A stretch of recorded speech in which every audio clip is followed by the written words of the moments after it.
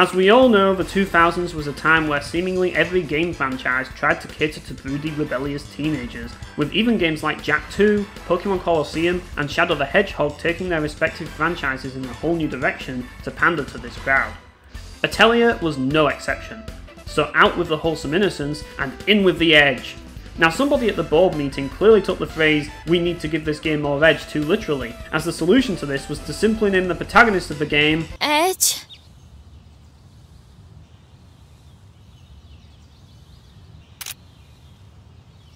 Edge. And boy oh boy does he live up to his name. Take a trip to hell!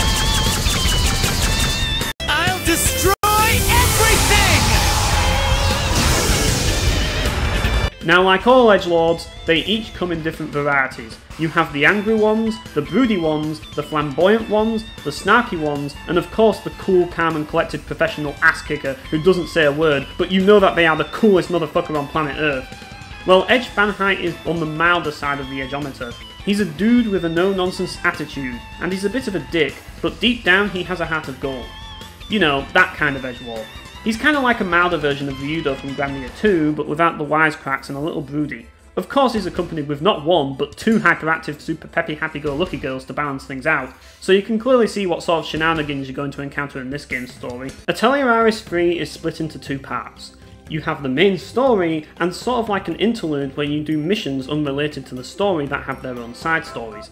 As you'd expect, this brings about a lot of padding, and you are forced to partake in these missions to progress through the story, which may seem kinda tedious, and it is, but the game does try to put some effort into them by giving the missions their own side stories revolving around the game's NPCs, whom you are helping out. While there were occasionally some funny moments, I felt that these missions do more harm than good, as they bog the game down needlessly. On top of this, because these missions happen in an interlude between chapters, it's easy to forget the events that occurred in the previous chapter, due to all the missions being completely irrelevant to it, making it difficult to keep up with the main story. Not that it matters, because the main story isn't really all that brilliant to begin with. In a way, it kind of reminds me of how Resonance of Fate handled its progression, as just like that game, it feels like a slog getting through each chapter due to the sheer volume of fluff to get through. This is without a doubt the biggest issue with Atelier Iris 3 as a whole, and it is the thing that will ultimately make or break the game for you. Each mission will take you to one of 5 altar worlds to explore, and these worlds are huge, filled with lots of secrets and items to harvest. The weird thing is though, that each time you enter one of the altar worlds, there's a time limit. I personally never found the time limit to be too taxing, but it is a strange design choice nonetheless. The worst case scenario is that you get sent back to town when the timer runs out, and while it may seem like a bit of a nuisance, it doesn't prevent you from revisiting a second time. I find that once you know your way around the altar worlds, it does get a bit easier to traverse through them quickly, and upon gaining new abilities, you can use your powers to access new areas, sort of like a Metroidvania game in the sense that it encourages backtracking. Given the fact that alchemy is the primary focus of these games, getting players to backtrack to find secret recipes and items to create new items is a good idea, and with each mission requiring you to backtrack to each area anyway, it doesn't feel like an additional chore to go off the beaten path to discover something new. Even with the time limit in place, I find that the game gives you plenty of time to explore the altar worlds. One interesting thing about the altar worlds is that there are different coloured enemy blobs that trigger encounters. You have blue blobs for easy enemies, red blobs for tougher enemies, and white blobs which are kind of the in-between. While attacking white and red blobs will trigger encounters, attacking blue blobs will kill them instantly, and may drop materials. This doesn't give you any experience or money though, but it can be handy to bypass all the easy battles. There are also giant red blobs which are kind of like mini-boss enemies, but not quite mini-bosses. They're just enemies that are slightly tougher than others, and typically have a lot more health.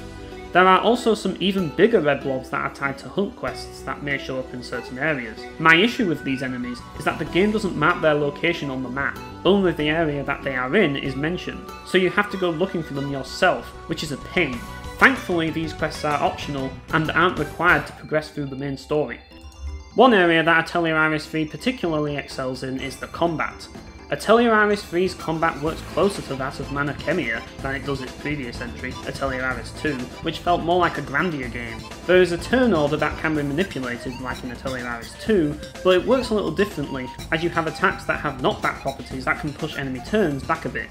Attacks build up a charge gauge which can be spent on special moves like in Atelier Iris 2. However, Atelier 3's new burst mode not only fills your charge gauge up to max, but it also increases the damage dealt by your attacks by an insane amount. Just like the charge gauge, all of your attacks increase the burst gauge, and this includes special moves too, encouraging players to play more aggressively to fill the burst gauge. I really like the whole thinking outside the box approach to combat that this brings about, as it discourages players from spamming the same moves repeatedly and instead consider the situation, as well as the amount of charge they have. It should also be noted that weaknesses and resistances affect the rate in which the burst gauge rises, so it may be better to use abilities enemies are weak to build the gauge up faster. If players fail to fill the burst gauge, however, the enemy attacks can decrease it, so you can't always count on getting burst mode, but if you do, it will make you absurdly powerful to the point that it pretty much lets you steamroll most encounters. Given the fact that this is an Atelier game, it goes without saying that there's a crafting system. Atelier 3's crafting isn't too different from Atelier 2's crafting.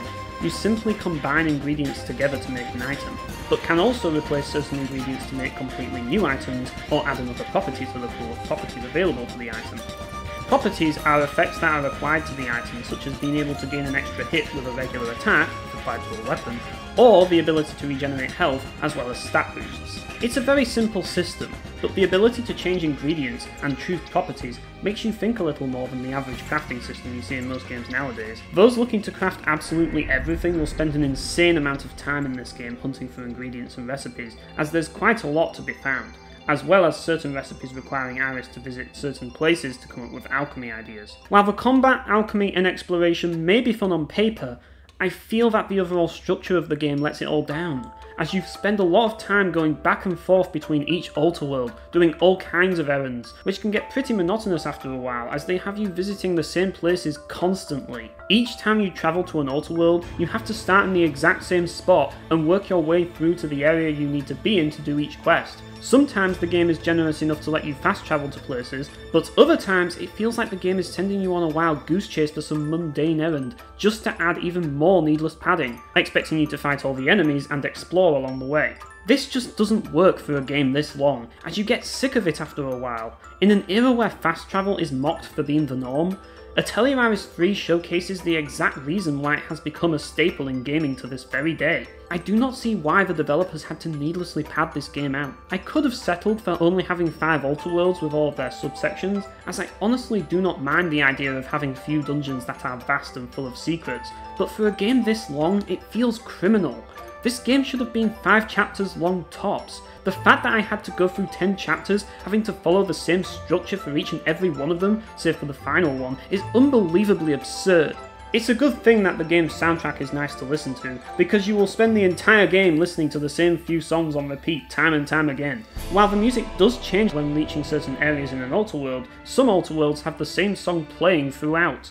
There are some nice battle tracks too, but like the Altar World tracks, you'll be hearing them a lot, so they should be good. Now, that's not to say that the soundtrack is on the same level as Atelier 2 and Art and Elko, but there's still a good mixture of catchy, serene tracks to accompany you as you bop around all the Altar Worlds. The voice acting, on the other hand, is a mixed bag. On one hand, you have Kirk Thornton voicing Ash, who is totally not Virgil. On the other hand, you have the worst role that Jessica Strauss has ever played, Nell. Now, anyone who knows Jessica Strauss knows that she tends to voice a lot of older characters in games, and this is probably why.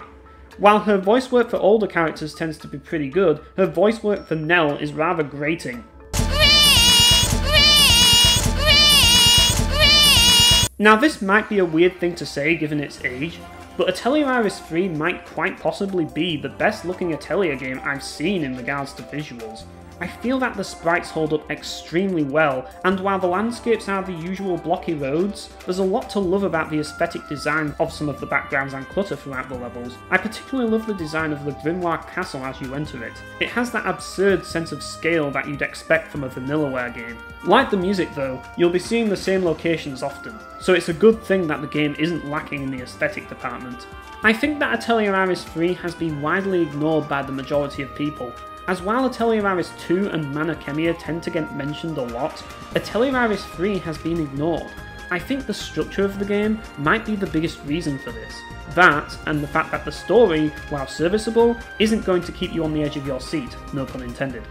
It's definitely not a game that you are going to want to binge through though. You'll find it a lot more enjoyable if you only play it for short sessions at a time, doing the occasional quest every so often, but don't expect to finish this game quickly, and if you do, brace yourself for some serious burnout, because you'll have had enough of this game by the end, believe me. I think the same can be said for Atelier Sophie as well, though that game has way more problems than this one, and it wasn't half as enjoyable as this game was. I haven't played many of the Atelier games, so I can't compare them all, but if you enjoyed Atelier Iris 2 and you want more of that, Atelier Iris 3 might be worth giving a try, so long as you keep your expectations low.